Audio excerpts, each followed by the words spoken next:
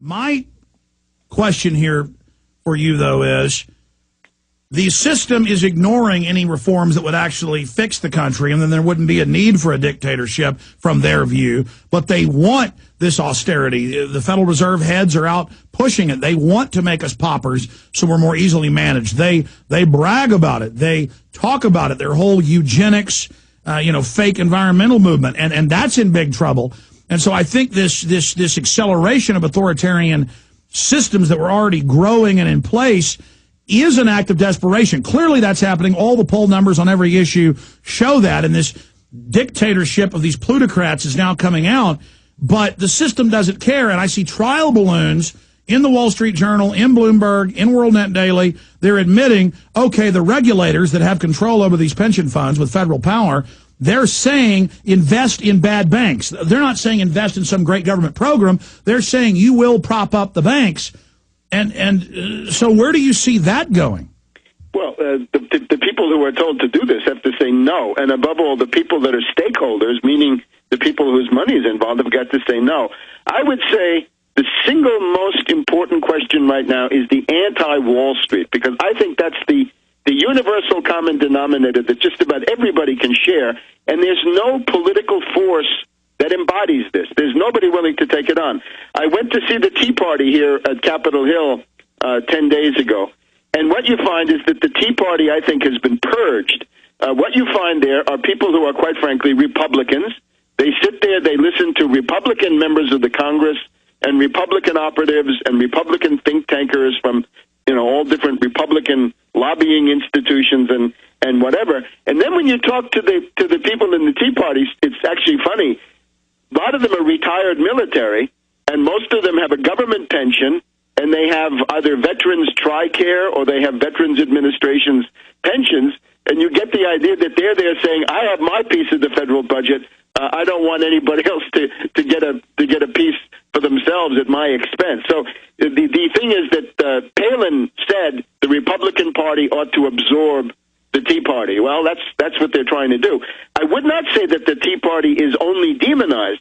They're also given huge publicity, because I think the yeah, but that's double-edged, because then they appoint the Republicanized, Republicanoid Tea Party. They take it over, but then separately in the left-right paradigm, they then also make it the polar opposite. So it's the savior to some, the devil to others, but again, it's within a controlled system. Absolutely controlled. And remember, I think the big problem on the horizon is this General Petraeus and Mitt Romney. General Petraeus for president. If General Petraeus comes out for president, he'll immediately get what's left of the Tea Party, which again are mostly retired military. This was the overwhelming majority of the group. And then Romney, with his best-selling book and his ideas about austerity, Romney is now intervening in the senatorial race in Utah, supporting Bennett, who's under fire, right, the Republican senator, and saying Bennett voted for the bailout. The bailout was a good thing. We had to give the money to the banks. Support Bennett because he stood by the banks when the going got tough. So you get the idea. This would become a Wall Street dictatorship. Well, that's why we see the Republicans going after Rand Paul in Kentucky, who looks like he's going to win, letting the head of elections run for Senate and run his own election. I mean, just unprecedented. And you've got Palin supporting John McCain, who was pro-bailout. So clearly, I guess that's why I'm being targeted, because I don't want the banks to fully suck this country dry. Yes, and certainly Palin, of course, was pro-bailout herself. She was directly involved. So I think that the position that you occupy in this spectrum is you defy this splitting, right? The wedge issues, essentially, because that's what they are. You're above the wedge issues, and you're offering a critique of this entire false flag terrorism, this hysteria, the crude provocations that are dished up now every week or every month. We've got a new false flag terror event, completely fictitious. The thing I would say, though, is the people that are in your audience have got to ask themselves, how long can this depression go on? How many more years of depression? How many more years of 15 20 million people without jobs, 25 million, right? Real unemployment, probably 20%, maybe 25% if it's really bad. How long can you go on with this and still keep the institutions of representative government? 80 years ago today, 80 years ago, on 30th of March 1930 in Germany, we had the coming of Heinrich Brüning, who was an austerity dictator. He's the kind of thing that's being prepared in the state of New York, and indeed what Obama will turn into next year, according to the current scenarios. Once you get this kind of austerity going on, right? Everything is cut, your pension is taken away, all the social spending is looted. I mean, look at Obama's health plan loots $500 billion out of Medicare. It loots Medicaid. It loots TRICARE. It loots everything to give bigger and better bailouts. In this case, to insurance companies. At this point, though, we have to have a recovery program. In other words, a positive program. What to do? In other words, what do you stand for? Obviously, the anti-war, anti-dictatorship, anti-Wall Street, anti-Federal Reserve.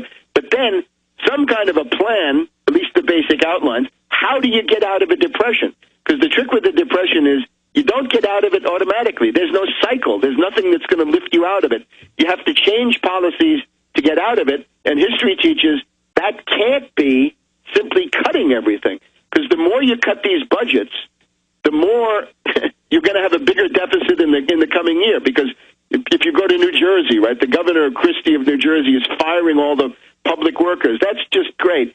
All of those people right now are paying taxes. Once they're fired, they're not paying taxes anymore. They're demanding unemployment benefits. But that always happens. First, they communalize the wealth. They get everybody addicted to it. Then they remove all the services. The taxes go up, and whatever's left goes to the banks. And I want to get into that in just a moment, Webster. But before we run out of time here, you talked about how the Republicans have come in and in a bullyish manner taken over the Tea Parties. Here's a clip from a libertarian over the weekend at a Palin rally. This was in Phoenix. And all the guy does is stand up and say, you're pro-war, you were pro-banker bailout. That's what the newspaper reported. The TV only caught the part where they tackle him. And Tea Partiers tackle him or jumping on his head, and the police run over and basically assault him and help the people that are going after him. And then they drag him out and arrest him. So, the same thing happened to me back in '98 when I asked George Bush a question at the end of a speech at a press conference. They didn't like it, so they drugged me out and arrested me and then later released me. But, I mean, this is the liberty, this is the freedom of the Tea Partiers. Here it is.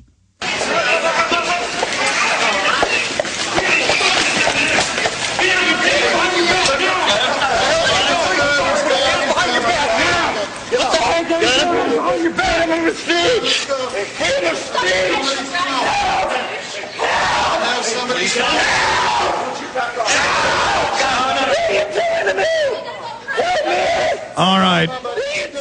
And it just continues from the news with screaming. This is from ABC 15. Continue playing it. What's your guys' problem? You're a douche. That's our problem. Hey!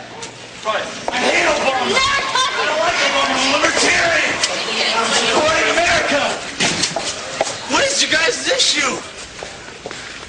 Sir, any thoughts about even speaking out at a rally that you clearly know are McCain and Palin people that are here for a statewide race? Why use this opportunity to try to say anything? I'm trying to save America. I like America. I like Americans. I just don't like John McCain. And what happened in there once you started speaking out?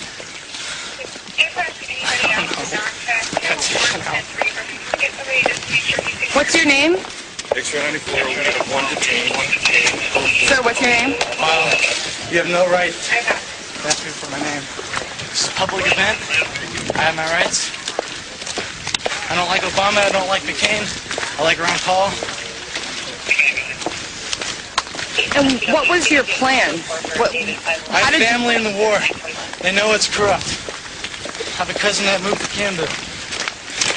He escaped the military because they were going to threaten him when he came back home. And what were you anticipating the effect would be from speaking out? I knew I was gonna get hurt, but it was worth it. Why? All right, pause. I'm trying to help people.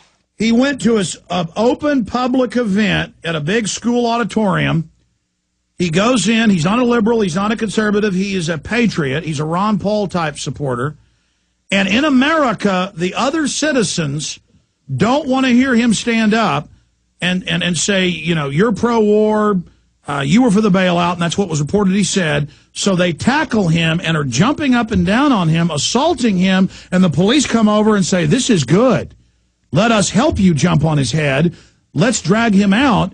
And the reporter's acting like, what did you think you were going to get out of this? This is living in a tyranny where the public is sick mentally. You know, like, don't taser me, bro. The guy a few years ago wasn't even resisting. He's going, why are you doing this? You know, Kerry was even, let him finish his question.